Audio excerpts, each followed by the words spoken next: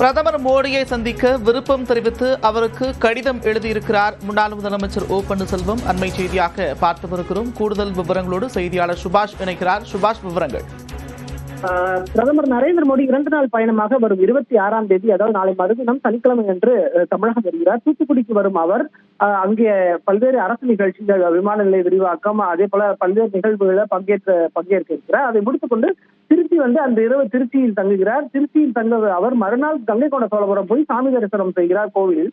இதற்கு அவர் தூத்துக்குடிக்கு வரும் தருணத்தில் தான் சந்திக்க விருப்பம் தெரிவித்து கடிதம் ஒன்றை பிரதமருக்கு எழுதியிருக்கிறார் முன்னாள் முதலமைச்சர் ஓ பன்னீர்செல்வம். அவர் பாஜகவினுடைய தேசிய ஜனநாயக கூட்டணியில் நாங்கள் கடந்த தேர்தலில் இருந்தோம், ஆனால் இப்பொழுது தேர்தல் நேரத்தில் அதை பார்ப்போம் என்று அண்மையில் கூட செய்தியாளர் சந்திப்புல வந்து சொல்லியிருக்கிறார். இப்படிப்பட்ட சூழ்நிலையில தான் பிரதமர் இங்கே தூத்துக்குடிக்கு வருவதற்கு அவருக்கு அனுமதி கேட்டு தற்போது இந்த கடிதமானது பிரதமருக்கு அனுப்பப்பட்டிருக்கிறது. அந்த கடிதத்தில் 2 முக்கியமான விஷயங்களை சொல்றாரு. ஒன்னு, மதுரை போடிக்கை நாயக்கனூர் வந்து மீட்டர் கேஜாக பிராட்கேஜாக கொண்டு வந்ததுக்கு பிரதமருக்கு நன்றி தெரிவிக்கிறாரு அந்த தொகுதி மக்கள் சார்பாக. அதே போல தூத்துக்குடியோடைய விரிவாக்கம் வந்து இந்த தென் மாவட்டங்களுக்கு ஒரு பெரிய பலனாக இருக்கும் அப்படின்றதையும் சொல்கிறாரு.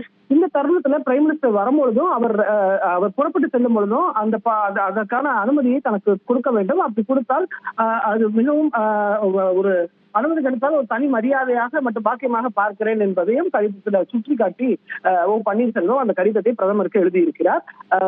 திருச்சியில் எடப்பாடி பழனிசாமி சந்திப்பார் என்று சொல்லக்கூடிய நிலையில் தூத்துக்குடியில் தான் சந்திப்பதற்கான திட்டமிடல்களை, அதற்கான அனுமதியை கோரி பிரதமருக்கு அவர் கடிதம் எழுதியிருக்கிறார்.